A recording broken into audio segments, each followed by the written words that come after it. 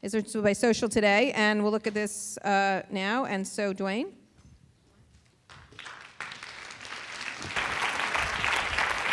All right. Hey, everybody. Can you hear me okay? Okay, so I'll get some housekeeping stuff out of the way. We're going to have to go through this information fairly quickly. I'm going to try to keep you on track for lunch. And the deck will be available from the organizers, and I will post it on SlideShare, because there is a metric crap ton of useful checklists and information in here that you can either use directly or you can use to vet different groups, like if you're hiring a consultant to do optimization work on your website, for example. Raise your hand if you have a website. Not that I can see you, but put your hands up. Awesome, everybody put their hand up. That's great. Anybody here doing SEO or heard of it at least? Let the record show everybody knows about this. Fabulous. All right, I'll go quickly through. I've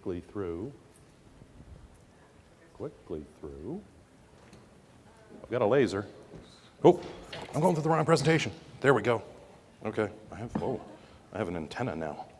Okay, the other housekeeping notes. My name is Duane Forrester. I've written 2 books now. You can get me at Duane Forrester if you want me on Twitter. I'm available pretty much all the time. I'm going to share a lot about what I've done in the past. I do run my own websites. I actually run the Webmaster product for Bing as well, so I'm in that same boat. I'm one of the first SEOs ever hired by a search engine, in fact. So I do have a lot of experience that can bring that to you. You may have noticed, and if you haven't, it will become apparent, I am Canadian. So there we go. And I'm a well-trained Canadian, because if you're speaking after me in the green room, you will notice that I put the toilet seat back down. All right. So some success stories for you guys and what's possible in this world of optimization and why you want to invest. My team at MSN the first year was responsible for a 108% increase in traffic to the MSN properties, strictly by working with editors to target the correct and relevant keywords.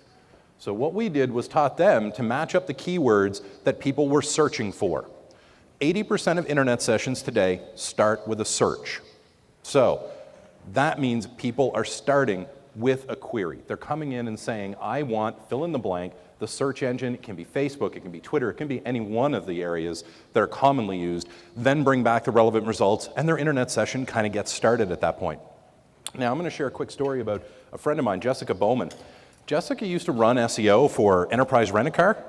Maybe you've heard of them, right? And the cool thing about Enterprise Rent-A-Car is they actually have an ad on television right now that is targeted at SEOs, because the person in the ad is an SEO professional getting ROI by COB, and that's their tagline.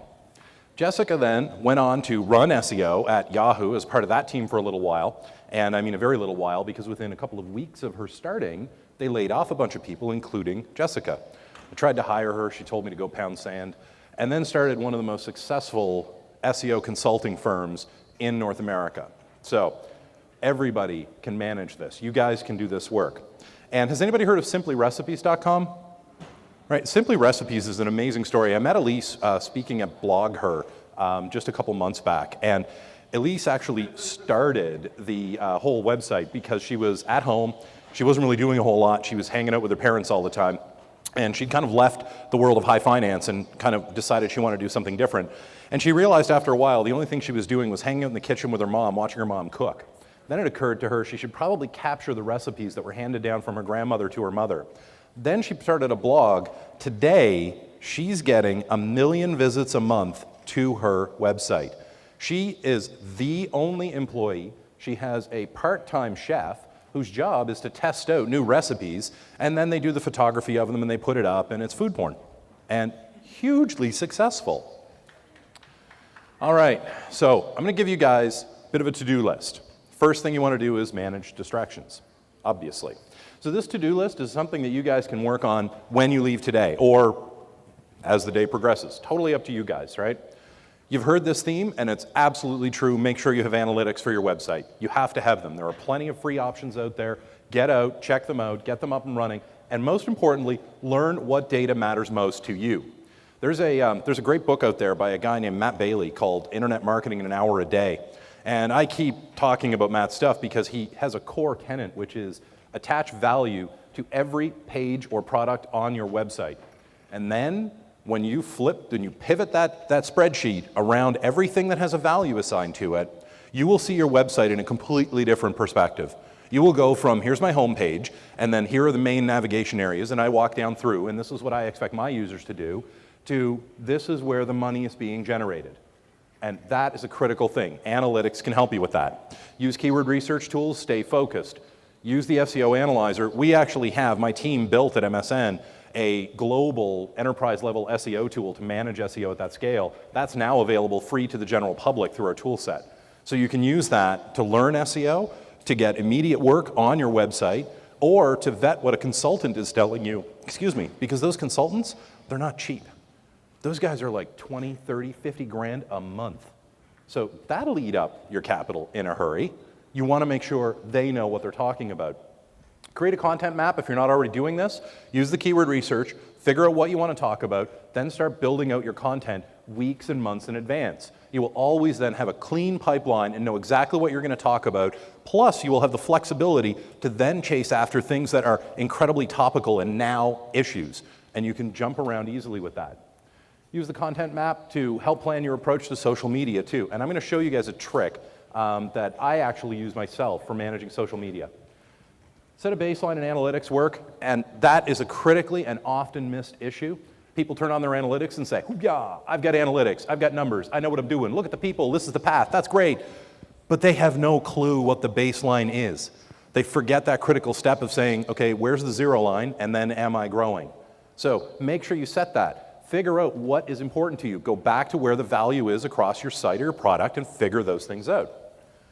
Write out the most influential areas of your business, areas that influence you, whether it's social media, whether you're looking for organic traffic from search engines, if you're looking for face-to-face, B2B, B2C, make sure you have a list that clearly spells out so every project you work on inside your organization can align to driving success in those areas. That's a critical thing. Rank them in the order of importance you assign to them as well. And then just go and repeat this over and over. So I'm not going to go through everything on this checklist, but it's here for you. You want to make sure that you're planning some things. This goes a long way. If you're a writer or create content in any way, knowing what to write about, being relevant about it, and not hitting the wall of writer's block is a big deal every day. Even if it comes down to you're selling a product, and we've seen some amazing products and services up here this morning, the reality is they still have to have well-written content to explain the concept, sell the product, and more importantly, sell the idea of why I want to be involved with that object. That's really what it comes down to. Analytics, we mentioned that one. Get a bunch, there's all kinds of tools out that are available for free. So get accounts set up to backstop your knowledge collection around data for your website. Whether it's webmaster tools, get analytics, Twitter, Facebook, all the usual stuff. Make sure you're doing SEO, and this is a baseline thing, okay? Who here thinks SEO is difficult? Raise your hand. Who's struggled with SEO, thinks it's a black art and, should be set off to the side? Okay, again, everybody put their hand up. That's awesome. Thank you. In reality, no one would put their hand up, but that's okay. The reality is SEO is incredibly simple. Think of SEO as usability, right? I love the example from Facebook about, hey, here's our sign-up page. Maybe we can simplify this. Maybe we can reorient it and create a better experience. That is foundational to what optimizing a website does. You do that, you will then start to see real dividends being paid in how people talk about you. If you wow the customer every single time, go above and beyond what they expect, and it's not particularly difficult to do this in most cases, they will talk about you on Twitter, they will talk about you on Facebook, they will amplify you. And when they amplify you, the search engines come looking. Because our currency is excellent search results. Our job is to wow the searcher every time. The 80% of sessions start with a search.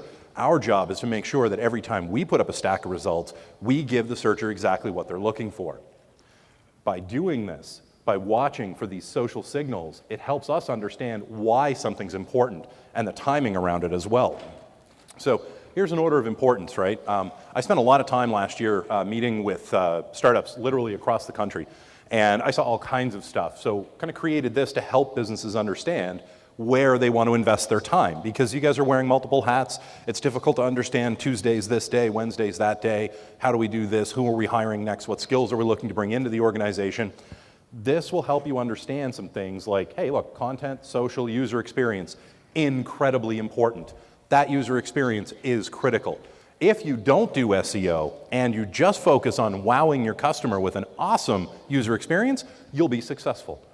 You should, though, get your basics covered for online marketing, because if your competition matches you on the wow factor and they do optimization, they could outpace you. Again, I'm not going through all this. It'll be available for you guys, but these are the 6 major investment areas for SEO that you want to pay attention to. There's a lot of technical stuff in here. In fact, when I did this presentation at an internal event, it ended up becoming a series, 6 one-hour sessions for each one of these topics. And it's tough to get leadership team time within Microsoft. I don't know why. I actually don't know what they're doing, but apparently their time doesn't come to me. So that's fine. And this is why social matters so much, right? There's a lot of talk around social and why it's so important to search. It's an indicator of topical authority. If you want to be an authority in your space, you can own it. Go ahead and do it. You'll be successful, but you have to invest and work on it. Those social signals help us understand that other people say you are the best. When other people amplify you, we respond to that. Now, it's also a way for us to get fast, real-time content.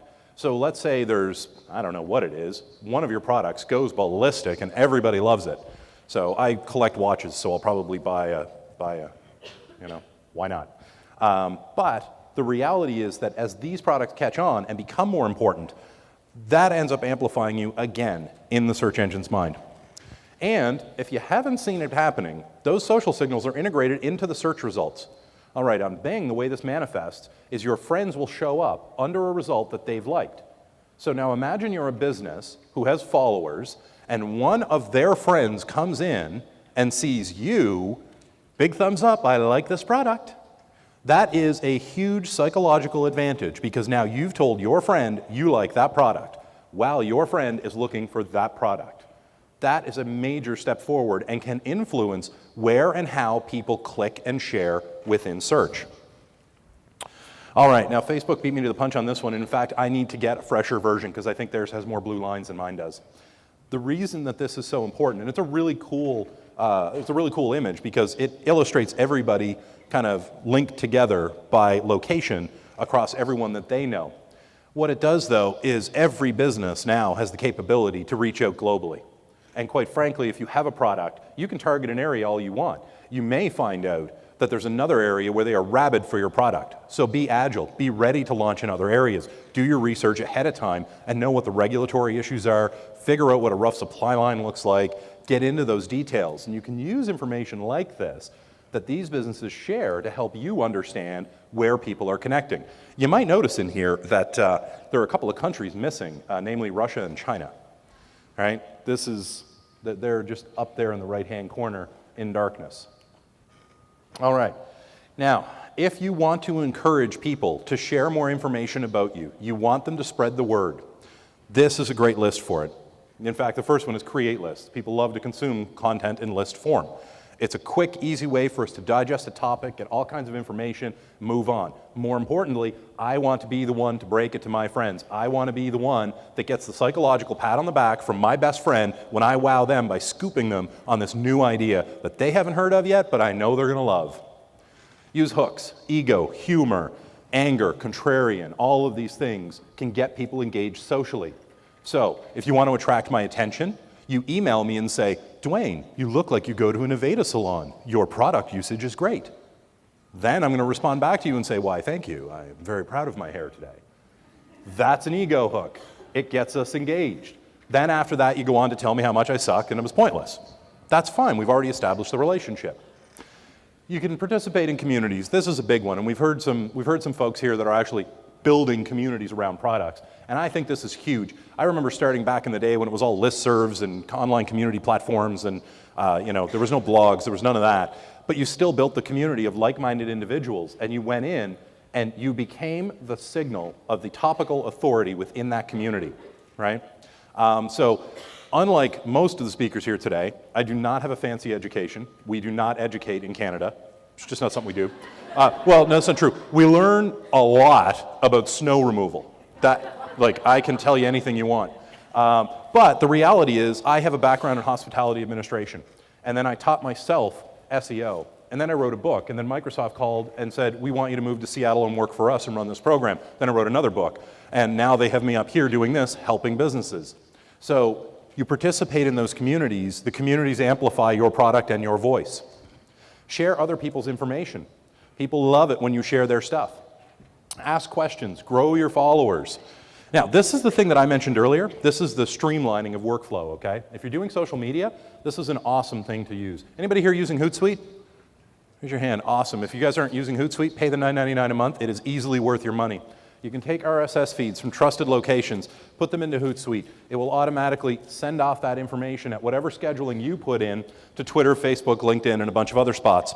From there, you can take your feed from Twitter and Facebook, put it into if this, then that. If you haven't heard of it, look it up. It's an awesome little tool. It then translates those feeds into a document and sends it, in my case, to Evernote and creates a running list of everything that I have tweeted or posted on my wall. At the end of the week, I copy and paste that list onto my blog and say, here are the stories you should know about in our industry this week.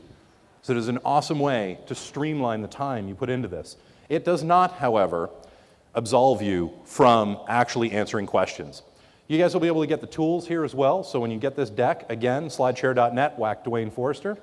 And I'm going to be in the Borgia room at the back here doing Q&A pretty much all afternoon. So if you have questions about anything related to online marketing, come and see me. Look out for James, look out for Jacob, and look out for Betsy. They're here from Bing Fund and from Shasta Ventures as well, and we'll be looking to spend time with folks during the mentoring session. Thank you, guys. I will be at the cocktail party tonight, so if you have questions after that, come find me.